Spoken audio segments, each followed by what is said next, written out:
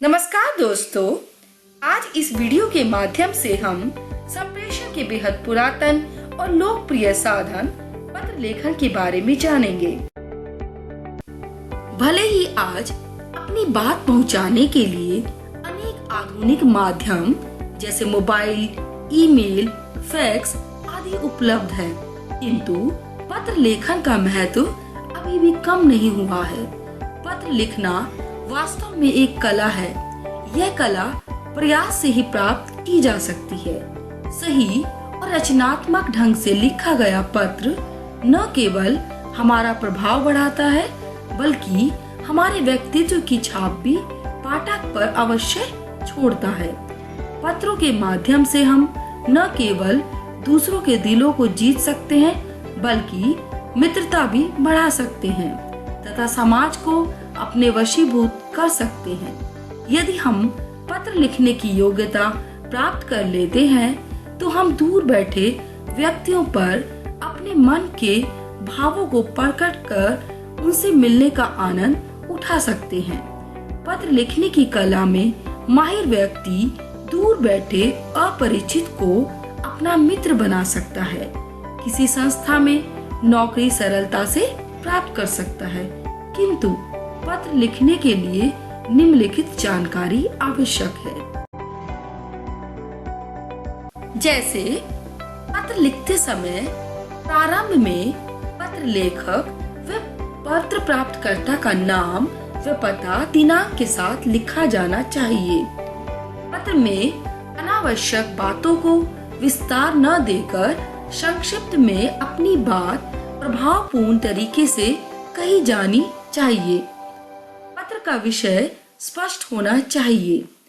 पत्र लिखते समय कम से कम शब्दों में बात कहने की कोशिश करनी चाहिए।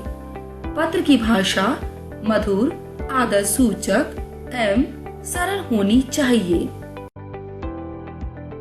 प्यारे बच्चों, पत्र दो प्रकार के होते हैं। पहला औपचारिक पत्र, दूसरा अनौपचारिक पत्र।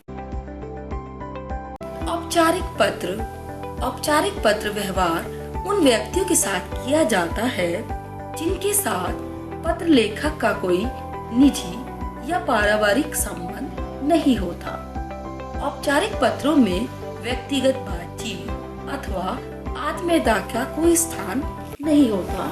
आमतौर पर औपचारिक पत्र किसी भी सरकारी या प्राइवेट कार्यालयों से जुड़े व्यक्तियों या अधिकारियों को लिखे जाते हैं। ऐसे पत्र मुख्य रूप से स्कूल के प्रधानाचार्य, अखबार के संपादकों के नाम या नगर निगम के मेयर, बिजली या पानी विभाग के अधिकारियों आदि को लिखे जाते हैं।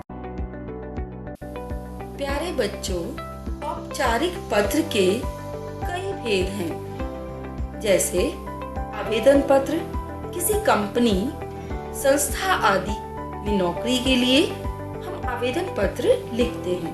बधाई पत्र किसी अधिकारी द्वारा अपने अधीनस्थ व्यक्ति को किसी विशेष सफलता या उपलब्धि पर लिखे जाने वाले पत्र।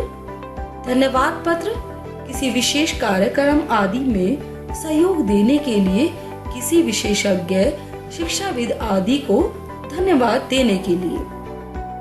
प्रार्थना पत्र विद्यालय के प्रधानाचार्य को अवकाश, शुल्क मुक्ति, आर्थिक सहायता, छात्रवृत्ति अथवा विद्यालय से संबंधित किसी भी प्रकार की कठिनाई या समस्या से संबंधित पत्र।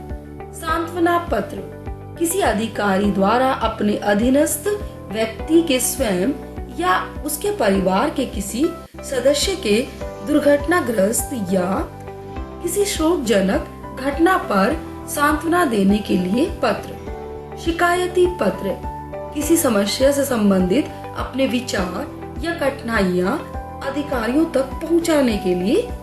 संपादकीय पत्र किसी समाचार पत्र के संपादक के माध्यम से अपनी बात सरकार या अधिकारियों तक पहुंचाने के लिए।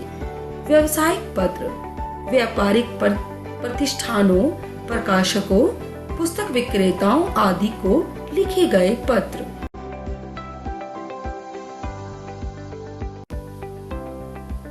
प्यारे बच्चों, परीक्षा में अच्छे अंक प्राप्त करने के लिए पत्र के प्रारूप को जानना अवश्य है।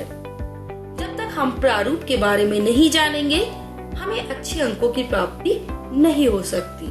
तो यहाँ पर दिए गए एक उदाहरण के माध्यम से आप समझिए कि पत्र को किस प्रकार लिखा जाता है।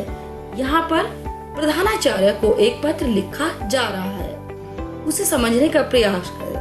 सबसे पहले हम पत्र में प्रधानाचार्य या चार्य लिखेंगे। उसके बाद विद्यालय का नाम व पता लिखेंगे। एक पंक्ति छोड़ने के पश्चात हम पत्र का विषय लिखेंगे, जिसमें पत्र लिखने का कारण लिखा जाता है। उसके बाद हम संबोधित करते हुए महोदय या महोदया शब्द का प्रयोग करेंगे। पहले अनुच्छेद में हम पत्र का आरंभ करेंगे और पत्र लिखे जाने का कारण बताएंगे, और दूसरे अनुच्छेद में हम उस कार्य की पूर्ति के लिए प्रार्थना करेंगे और पत्र का समापन करेंगे।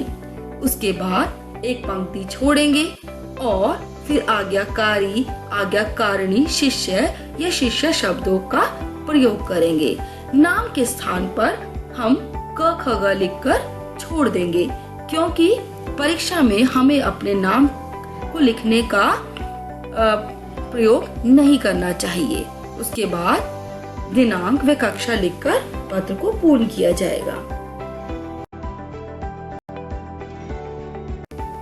बच्चों, यहाँ पर फॉर्मेट के आधार पर एक पत्र लेखन दिया गया है, उसे समझने का प्रयास करें।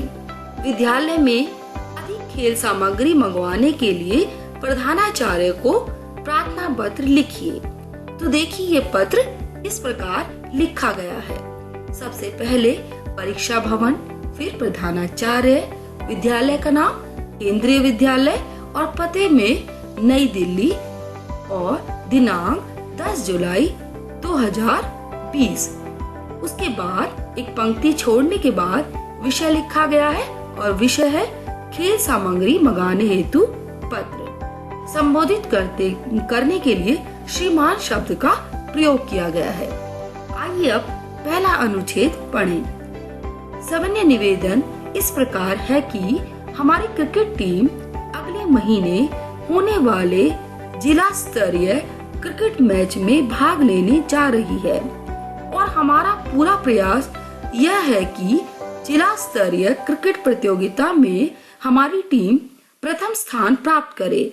लेकिन महोदय, हमारे खिलाड़ियों के पास क्रिकेट से संबंधित पर्याप्त सामग्री उपलब्ध नहीं है, जिस कारण हम प्रतियोगिता के लिए अच्छी तरह से प्रैक्टिस नहीं कर पा रहे हैं। अब दूसरा अनुच्छेद देखिए। अतः महोदय से निवेदन है कि जितनी जल्दी संभव हो हमें खेल सामग्री उपलब्ध कराने की कृपया करें, ताकि हम इस जिला स्तरीय प्रतियोगिता में प्रथम स्थान प्राप्त कर अपने स्कूल को गौरवान्वित कर सकें। धन्यवाद। आपका आज्ञाकारी शिष्य क ख ग। धन्यवाद दोस्तों। अगर आपको मेरा वीडियो पसंद आया तो इसे लाइक, शेयर, कमेंट करें और मेरे चैनल को सब्सक्राइब करें।